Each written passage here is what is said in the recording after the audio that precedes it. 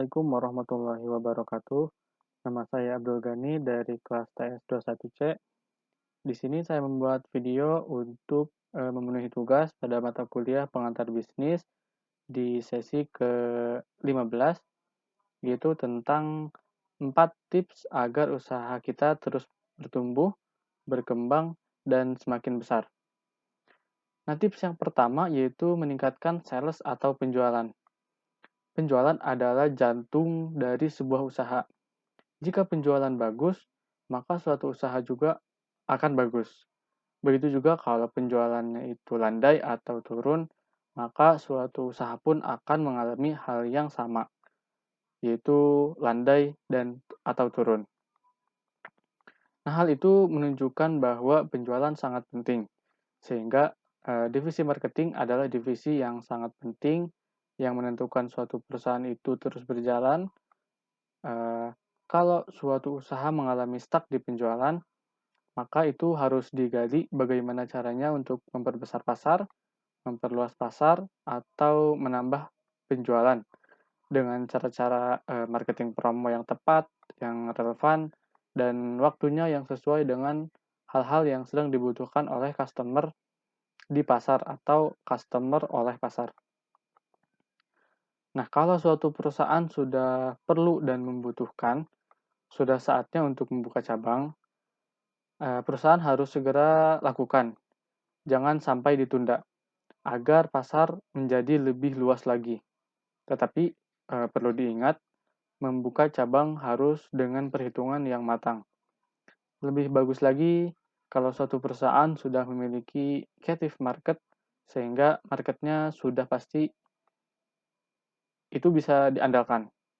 Sehingga di perusahaan interior sudah mempunyai market di suatu tempat yang harus dikerjakan mungkin dengan suatu kontrak jangka panjang, seperti contoh 1 tahun mengerjakan 1 tower apartemen. Itu adalah tips yang pertama tentang meningkatkan sales atau penjualan. Nah, masuk ke tips kedua yaitu menurunkan cost. Nah, ini sangat penting sekali. Cost driven pada sebuah perusahaan itu sangat penting sekali. Bagaimana agar kita selalu berusaha agar cost itu menjadi lebih kecil, atau cost itu bisa direduksi dan bagaimana yang masih belum efisien harus kita efisienkan.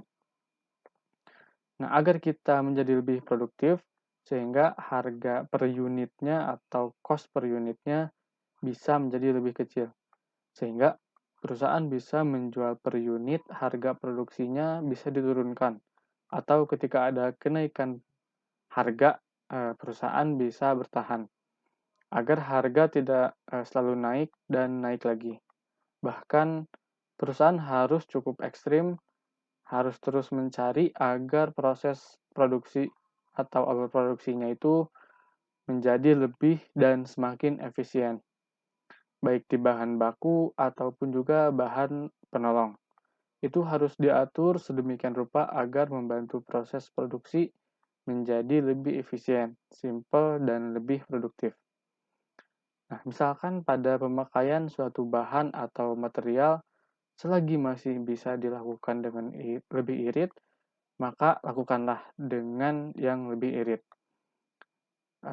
Selanjutnya yang mungkin yang bisa memungkinkan bisa pakai 2 sampai 3 kali itu harus diperpanjang agar bisa dipakai 3 sampai 4 kali. Nah, jadi perusahaan harus mengefisienkan bahan, memakai bahan yang tidak sama sekali eee, sekali pakai.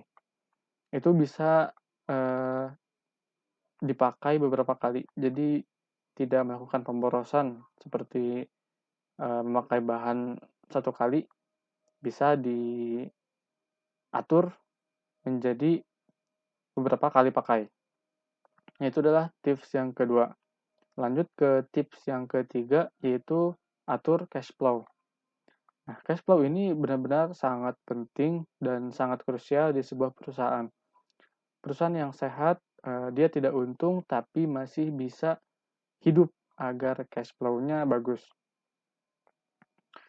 Tapi ada perusahaan yang untung tetapi cash flow-nya berdarah-darah karena keuntungannya itu tidak cash.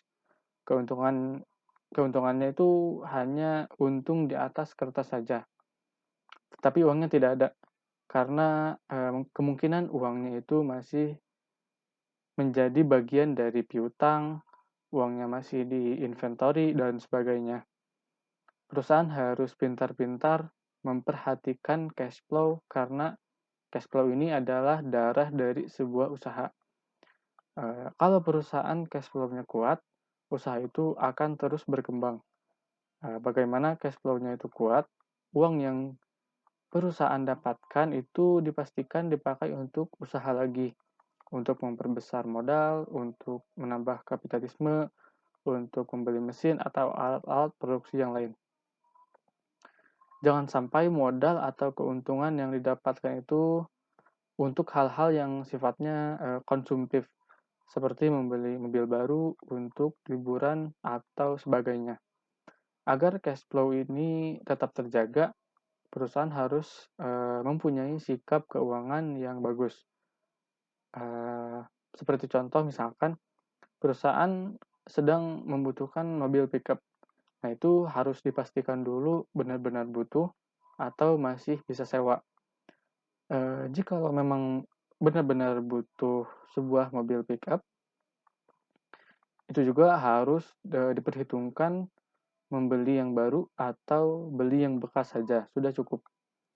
Harus dihitung tentang keuntungannya. Jadi harus benar-benar punya sikap keuangan, karena sikap keuangan yang baik akan sangat membantu dari kelancaran sebuah usaha. Itu adalah tips ketiga tentang atur atau memanage cash flow. Masuk ke tips yang terakhir, yaitu tips yang keempat, ada buat usaha tetap relevan. Maksudnya itu agar usaha itu tetap menjadi pilihan pertama dari konsumen dari pasarnya. Buat usaha ini menjadi tetap muda, tetap baru, tetap menarik di mata pelanggan kita. Nah, mungkin itu saja 4 tips mengenai agar usaha kita terus bertumbuh, berkembang, dan semakin besar. Kurang lebihnya saya mohon maaf. Sekian dari saya. Wassalamualaikum warahmatullahi wabarakatuh.